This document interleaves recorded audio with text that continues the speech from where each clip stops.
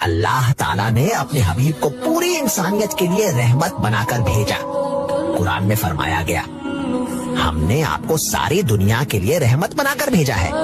سوچئے وہ نبی جو پتھروں سے ستائے گئے پھر بھی دشمنوں کے لیے دعا کی. وہ نبی جن کے پاس طاقت تھی مگر انہوں نے بدلہ نہیں لیا بلکہ معاف کر دیا.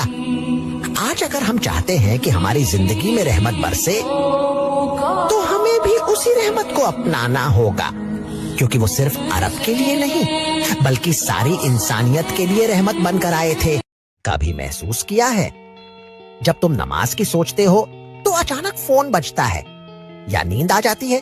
شیطان ماسٹر ڈسٹریکٹر ہے, اس کا کام ہے تمہیں بھٹکانا. لیکن تم تو اللہ کے بندے ہو, تمہارا دماغ ہیک کرنا اس کا مشن ہے, لیکن تمہارا ایمان اس کے لیے فائر وال بن سکتا ہے. جب بھی لگے کہ تم گر رہے ہو تو یاد رکھنا تم ہارنے کے لیے نہیں لڑنے کے لیے بنے ہو. نماز سے کنیکشن جوڑو اور شیطان کے چالوں سے بچ. تم ہر دن سوچتے ہو بس آج لاسٹ, کل سے میں چینج ہو جاؤں گا, کل سے توبہ, کل سے نماز, کل سے اللہ کے قریب. لیکن وہ کل کبھی آتا ہی نہیں. ہر کل ایک نیا بہانہ بن جاتا ہے.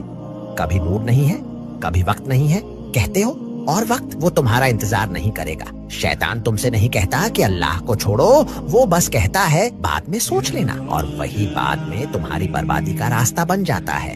سوچ کے دیکھو اگر موت کل نہیں آج آئی تو تم کس حالت میں اللہ کے سامنے کھڑے ہوگے. تم ایک نئی شروعات کے انتظار میں ہو اور موت تمہارا انتظار نہیں کرتی. سٹارٹ ابھی سے کرو. جب سب کچھ ختم لگ رہا ہو وہی وقت ہوتا ہے اللہ سے واپس جڑنے کا. تھوڑا سا ٹائم نکال کر یہ خوبصورت سی حدیث ضرور سنیے اور ثواب کی نیت سے اس کو زیادہ سے زیادہ شیئر کیجئے.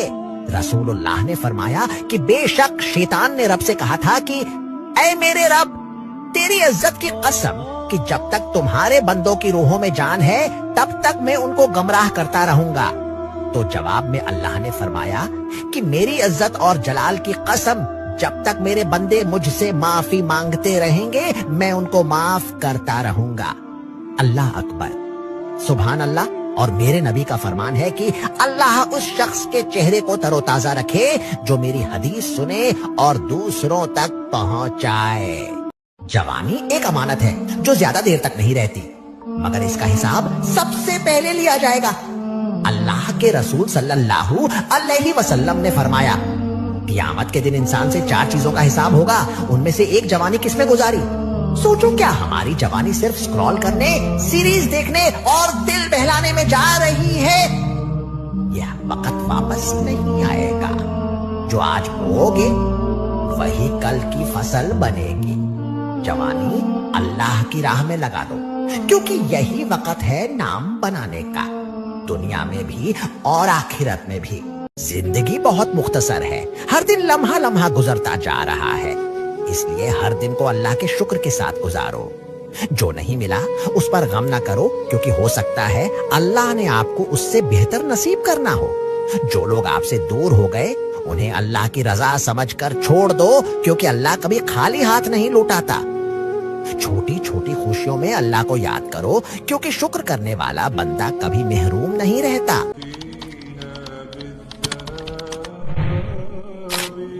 اور آپ کو پتہ ہے کہ ہمارے نبی کی آخری نصیحت اپنی امت کے لیے کیا تھی؟ آپ کے آخری الفاظ کیا تھے؟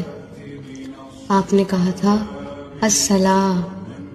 میری امت نماز نہ چھوڑنا, نماز نہ چھوڑنا. تو پھر کیوں ہم نمازیں چھوڑتے ہیں؟ دنیا میں کامیابی کو تلاش کرتے ہیں جبکہ کامیابی تو خود نماز میں چھپی ہے. ساری زندگی بھٹکتے رہتے ہیں, کامیابی کے پیچھے بھاگتے رہتے ہیں, اور وہ دن میں 5 بار کہتا ہے حی علی الصلاۃ حی علی الفلاح. تو کیوں ہم دنیا میں کامیابی کو تلاش کر رہے ہیں جبکہ کامیابی تو اللہ نے نماز میں رکھی ہے. بے چین ہے دل میرا مولا, مجھ پاس بلاؤ نا, ایک بار تم ہی غازی کو میرا حال سناؤ نا. کہنا ذرا یہ دل تجا پوری کرے شان وفا, آنا ہے اب کربلا. مولا مولا حسینا एक दिन सब खत्म हो जाएगा, मेरा नाम लेने वाला भी कोई नहीं रहेगा।